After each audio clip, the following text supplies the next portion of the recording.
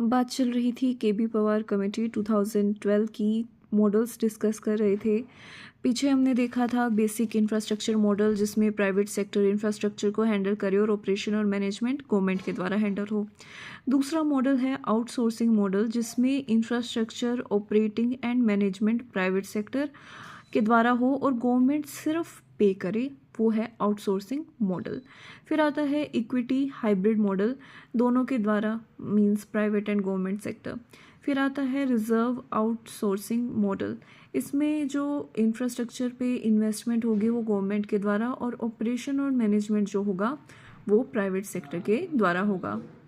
Next is Subramaniam committee on new education policy 2016 by MHRD। Report submit हुई थी 7 मई 2016 को।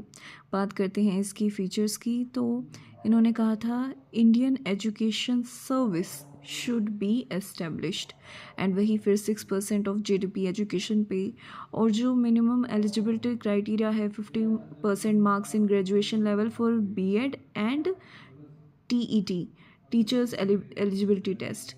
Compulsory certification every 10 years, मतलब आप टीचर बन गए हो एक बार एग्ज़ाम देके, मतलब वो परमानेंट नहीं होना चाहिए, हर 10 साल उनका एक एग्ज़ाम होना चाहिए, फिर उनका सर्टिफिकेट न्यू हो, इस टाइप का इन्होंने सजेशन दिया था। फिर ये कहते हैं कि 200 फॉरेन यूनिवर्सिटीज़ को आप लेके आइए अपने देश में, ICT को इंक्लूड किया जाए एजुकेशन में, और national higher education promotion and management act, early childhood care. Let's talk about UGC, University Grants Commission. It came into existence on 28th December 1953. It became statutory organization 1956. इसकी functioning की बात करें तो teaching के standards को maintain करना, union state government और university education के बीच का जो एक लिंक है उसको मेंटेन करना, उसकी डेवलपमेंट को मॉनिटर करना, एडवाइस देना और रेगुलेशन फ्रेम करना।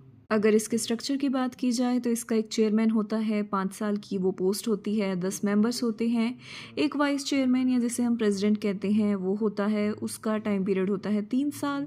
सेंट्रल गवर्नमेंट से अगर हम देखें तो secretary of education, secretary of finance, 3 और मेंबर्स होते हैं जो कि वर्किंग यूनिवर्सिटी प्रोफेसर होते हैं।